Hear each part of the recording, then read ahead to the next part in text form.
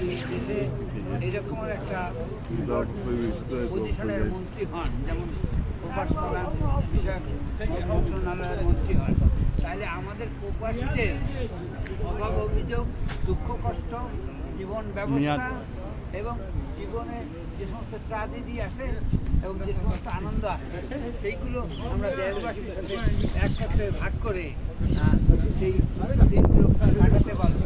তার জন্য জননেত্রী শেখ হাসিনা এইবারের মন্ত্রিসভায় তাকে নিয়ে আমাদেরকে উৎসাহিত করেছেন। এই জন্য মাননীয় প্রধানমন্ত্রী শেখ হাসিনাকে ধন্যবাদ জানাই।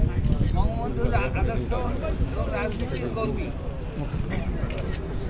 শফিকুর রহমান বঙ্গবন্ধুর আদর্শে লালিত পালিত হয়েছেন বলেই তিনি সমস্ত মানুষের জন্য বঙ্গবন্ধুর পথ ধরে জীবনকে উৎসর্গ করেছেন।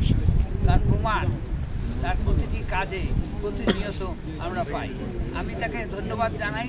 আমাদের হাজারো ব্যর্থতার মধ্যেও আমাদের মধ্যে থেকেও সফল শফিকুর রহমান বেরিয়ে এসেছে এবং এই শফিকুর রহমানরাই আমাদের প্রবাসীদের সমস্ত অর্জনের গৌরবকে আরও উজ্জ্বল করে তুলবে এই প্রত্যাশা নেই এবং তার দীর্ঘায়ু কামনা করি।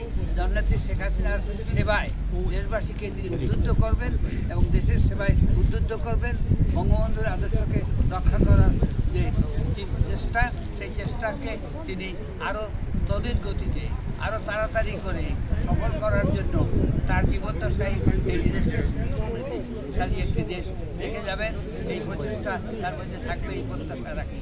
জয় বাংলা, জয় বঙ্গবন্ধু, জয় শেখ হাসিনা।